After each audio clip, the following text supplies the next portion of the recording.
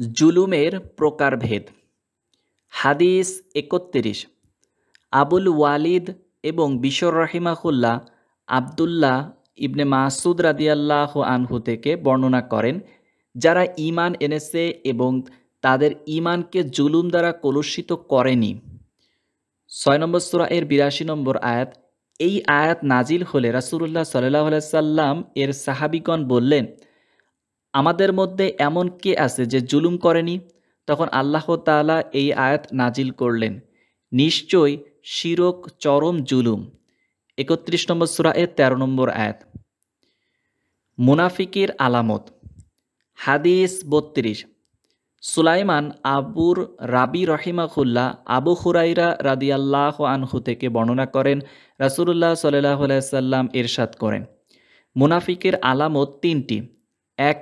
যখন কথা বলে মিথ্যা বলে। ২. যখন ওয়াদা করে ভঙ্গ করে। ৩. আমানত রাখা হলে খেয়ানত করে। হাদিস ৩৩। কাসিবা ইবনে উকবা রাহিমাহুল্লাহ আবদুল্লাহ ইবনে আমর রাদিয়াল্লাহু আনহু থেকে বর্ণিত, নবী করিম সাল্লাল্লাহু আলাইহি ওয়াসাল্লাম বলেন, ৪টি স্বভাব যার মধ্যে থাকে সে হবে খাঁটি মুনাফিক। যার মধ্যে এর কোনো একটি স্বভাব থাকবে তা পরিত্যাগ না করা পর্যন্ত তার মধ্যে মুনাফিকের একটি স্বভাব থেকে যাবে। ১. আমানত রাখা হলে খেয়ানত করে। ২. কথা বললে মিথ্যা বলে। ৩. চুক্তি করলে ভঙ্গ করে। এবং ৪. বিবাদে লিপ্ত হলে অশ্লীল গালি দেয়। শুবা আল মাশার রাহিমাহুল্লাহ থেকে হাদিস বর্ণনায় সুফিয়ান রাহিমাহুল্লাহ এর অনুসরণ করেছেন। লাইলাতুল কদরে ইবাদতে রাত্রি জাগরণ ঈমানের অন্তর্ভুক্ত। হাদিস ৩৪।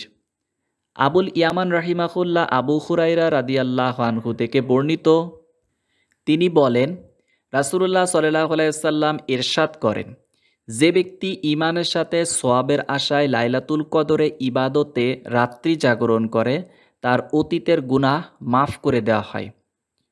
জিহাদ ঈমানের অন্তর্ভুক্ত। হাদিস ৩৫।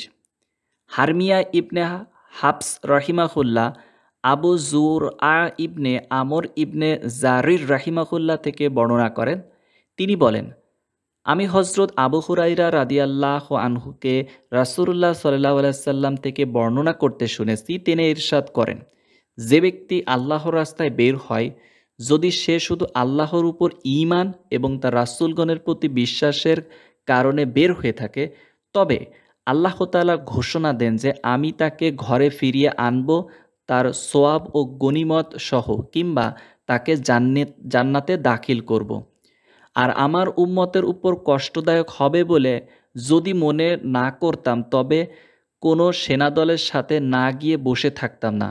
আমি অবশ্যই এটা পছন্দ করি যে আল্লাহর রাস্তায় শহীদ হই, আবার জীবিত হই, আবার শহীদ হই, আবার জীবিত হই, আবার শহীদ হই। রমজানের রাতে নফল ইবাদত ঈমানের অংশ। হাদিস ৩৬। ইসমাইল রাহিমাহুল্লাহ আবু হুরাইরা রাদিয়াল্লাহু আনহু থেকে বর্ণনা করেন, তিনি বলেন যে রাসূলুল্লাহ সাল্লাল্লাহু আলাইহি সাল্লাম ইরশাদ করেন, যে ব্যক্তি রমজানের রাতে ঈমান সহ সওয়াবের আশায় রাত জেগে ইবাদত করে তার পূর্বের গুনাহ মাফ করে দেওয়া হয়। সওয়াবের আশায় রমজানের সিয়াম পালন ঈমানের অংশ। হাদিস ৩৭। ইবনে সালাম রাহিমাহুল্লাহ আবু হুরাইরা রাদিয়াল্লাহু আনহু থেকে বর্ণিত, তিনি বলেন, রাসূলুল্লাহ সাল্লাল্লাহু আলাইহি সাল্লাম ইরশাদ করেন, যে ব্যক্তি ঈমান সহ সওয়াবের আশায় রমজানের সিয়াম পালন করে তার পূর্বের গুনাহ মাফ করে দেওয়া হয়।